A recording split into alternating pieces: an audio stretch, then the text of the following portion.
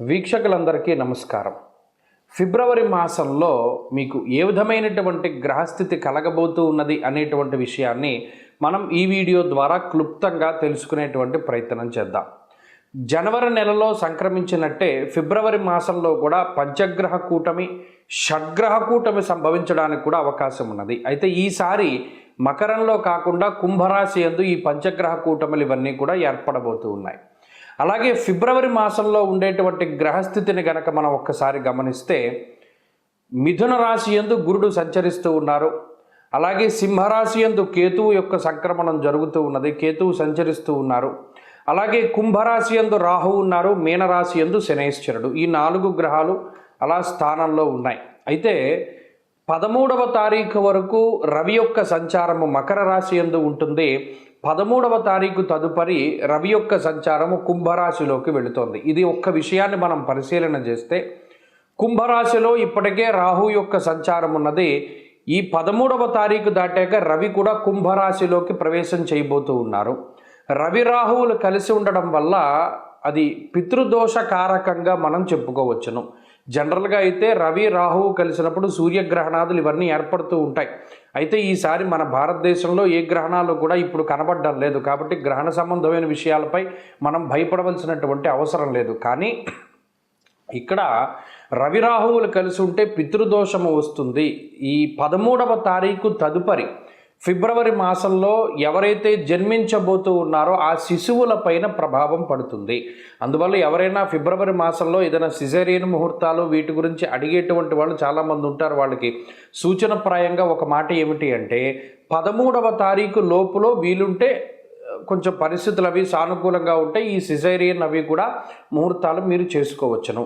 13 దాటిన తర్వాత రవి రాహువుల యొక్క కలయిక వల్ల పితృదోషం అనేటువంటిది ఏర్పడుతూ ఉన్నది. అలాగే ఈ పంచగ్రహ కూటములు, దేశారిష్ట యోగములు ఇవన్నీ ఏర్పడుతున్నాయి కాబట్టి అది కొంత జాతకం మీద ప్రభావాన్ని చూపెడుతుంది. కాబట్టి ఆ విషయాన్ని దృష్టిలో పెట్టుకోవాలి.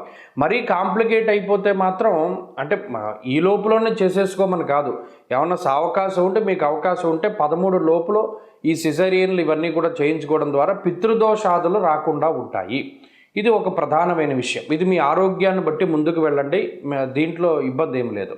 ఇంకొకటి ఏంటి అంటే శుక్రబుధులు కూడా కుంభరాశి అంతే సంచరించబోతూ ఉన్నారు. అంటే ఇక్కడ 4 గ్రహాలు, రాహుగ్రహము, రవిగ్రహము, శుక్రగ్రహము, బుధగ్రహము, వీటితోటి చంద్రుడు కలిసిన లేదా ఈ మాసం చివరిలోనే కుజుడు కూడా కుంభంలోకి వెళ్ళబోతూ ఉన్నారు.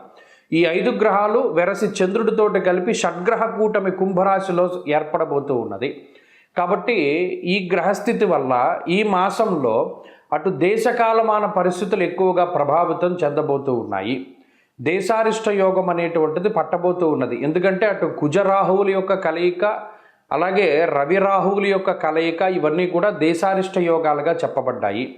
ఈ సందర్భాల్లో ఎక్కువగా అగ్ని ప్రమాదాన్ని సూచించేటువంటి విషయాలు, అలాగే వాయుతత్వ రాశి యందు ఈ గ్రహస్థితి ఏర్పడుతూ ఉన్నది. కాబట్టి అతి వేగంగా వీచేటువంటి గాలుల వల్ల కానీ లేదా గాలి ద్వారా స్ప్రెడ్ అయ్యేటువంటివి ఏమైనా ఉంటే గ్యాస్ ద్వారా వచ్చేటువంటి విపత్తులు లేదా అగ్ని సంబంధమైనటువంటి విపత్తులు, వాయు సంబంధమైనటువంటి విపత్తులు ఏర్పడడానికి అవకాశం ఉంటుంది. కాబట్టి ఈ మాసమందు చాలా జాగ్రత్తగా ఉండడం, ఇది దేశారిష్ట యోగం కాబట్టి చెప్పదగినటువంటి సూచన. ఇక ఈ గ్రహస్థితి ద్వారా మీ రాశి ఫలితం ఏ విధంగా ఉందో మనం ఇప్పుడు తెలుసుకుందాం. మీనరాశి వారికి ఫిబ్రవరి మాసం సాధారణమైనటువంటి మాసంగానే చెప్పవచ్చును. కారణం ఏమిటి అంటే జనవరి నెలలో లాభస్థాన స్థిత పంచగ్రహ కూటమి తాలూకు కొంత శుభ ఫలితాలని అనుభవించినటువంటి మీనరాశి వారు ఇప్పుడు వ్యయస్థానమందు పంచగ్రహ కూటమిని అనుభవించాలి. ఇది ఒకంత ఇబ్బందికరమైన విషయం. 13వ తారీఖు వరకు ఉన్నటువంటి గ్రహస్థితి చాలా అత్యద్భుతంగానే ఉంటుంది. ఇంకొక గొప్ప విషయం ఏంటి అంటే దాదాపుగా ఈ నెలంతా కూడా కుజుడు మీకు లాభస్థానంలో మిమ్మల్ని కాపాడేటువంటి స్థితిలోనే ఉంటారు. ఇది ఒక మంచి విషయం. ధైర్యం ఏకాదశగతే కుజే అన్నది శాస్త్రం. 11లో ఉన్నటువంటి కుజుడు దేన్ని ఎదుర్కోవడానికైనా చాలా సిద్ధంగా. చూడండి, ఒక యుద్ధంలో సైనికుడు ఉంటాడు, వాడు ఎవరినైనా కొట్టడానికి రెడీగా ఉంటాడు. ఆ రకంగానే ఈ కుజుడు లాభస్థానమందు దేన్నైనా ఎదుర్కొనగలిగేటువంటి సత్తాన్ని కలిగి ఉండేలా చేస్తాడు. రవి కూడా లాభస్థానంలో 13వ తారీఖు వరకు చాలా యోగ్యమైనటువంటి ఫలితాలను ఇస్తారు. అర్ధంచ స్వకులాచార, గృహలాభ, సుభోజనం అన్నీ మంచిగానే చెప్పుకుంటూ వచ్చారు. 13వ తారీఖు దాటాక రవి 12లోకి వెళ్ళిపోతారు. శుక్రుడు 12వ స్థానంలో, బుధుడు 12వ స్థానంలో, రాహు 12వ స్థానంలో, చంద్రుడు 12వ స్థానంలో, వ్యయస్థానంలోకి ఎప్పుడైతే గ్రహాలు కూడుతాయో వ్యయస్థానం అనేటువంటిది ఒకంత ఇబ్బంది పెట్టేటువంటిది గోచారంలో. ఎందుకంటే ద్వాదశాష్టమ జన్మస్థ అన్నారు, అంటే ద్వాదశ స్థానంలో గురించే ప్రత్యేకించి ఫస్ట్ చెప్పారు. 12లో గ్రహాలు ఎక్కువ కూడకూడదు గోచారంలో. కూడితే ఏమవుతుందండి, స్వస్థాననాశనం చైవ, ముందు నిద్ర తీసేస్తుంది, సరిగా నిద్ర పట్టదు. ఎందుకు నిద్ర పట్టదు? అయితే సమస్యల వల్ల పట్టదు, లేదా ఆరోగ్యం బాగా లేకపోతే పట్టదు. ఇలా సమస్యలు, అనారోగ్యము ఈ రెండింటిని కలిగిస్తుంది. 12లో ఉండేటువంటి శుక్రుడు బుధుడు ధన వ్యయాన్ని కలగజేస్తారు. చూస్తుండగా డబ్బు ఖర్చు పెట్టించాడు. ఈ మాసం చివరిలో కుజుడు కూడా 12లోకి వెళ్ళిపోతారు. 12లోకి వెళ్ళిపోతే మరి అదొక ఇబ్బంది, స్థాన చలనము ఇక్కడ వస్తుంది సమస్య. ఇప్పటి వరకు ఒకే ప్రాంతమందు ఉన్నటువంటి మీనరాశి వారికి ఆ స్థానాన్ని వదిలిపెట్టి వేరే ప్రాంతానికి వెళ్ళవలసినటువంటి పరిస్థితులు రావచ్చు. ఇది ఒక విషయాన్ని దృష్టిలో పెట్టుకోవాలి. కాబట్టి అక్కడ స్థాన మార్పుకి సంబంధించినటువంటి విషయాలు కనబడుతూ ఉన్నాయి. 2 ఖర్చు కనబడుతూ ఉన్నది, 3 అనారోగ్యం కనబడుతూ ఉన్నది. ఈ విషయాల పట్ల జాగ్రత్తగా ఉండాలి. ఈ సందర్భంలో ఈ మాసంలో ఎక్కువ నిర్ణయాలు తీసుకోకుండా, అదృష్టాన్ని నమ్ముకుని ముందుకు వెళ్లకుండా, మీ స్వశక్తిని, మీ తెలివితేటల్ని, మీ సామర్థ్యాన్ని నమ్ముకుని ముందుకు వెళితేనే కొంచెం బాగుండేటువంటి పరిస్థితులు ఉంటాయి. ఏంటంటే ఇంత భయపెడుతున్నారని మీరు ఇక్కడ గ్రహస్థితిని మనం పరిపూర్ణంగా అంచనా వేసుకునే వెళ్ళాలి జీవితంలో. 12వ స్థానమందు గ్రహాలు ఉన్నప్పుడు మనం దేనికోసం కూడా చాలా ఫోర్స్గా ముందుకు వెళ్ళకూడదు. ఎందుకంటే ఈ గ్రహస్థితి ఎప్పుడు వెనక్కి లాగుతుంది. వెనక పెద్ద గొయ్యి ఉందనుకోండి, మీరు చూడనంత వరకు పర్వాలా, ఒక్కసారి చూసిన తర్వాత మీరు ఎదరగడి ఉంచుని తిరిగి చూస్తే భయం వేస్తూ ఉంటుంది. మనం పడిపోతామేమో, ఆ భయమే మనల్ని పడేస్తుంది. కాబట్టి గ్రహస్థితి తెలుసుకోవడం చాలా ముఖ్యం.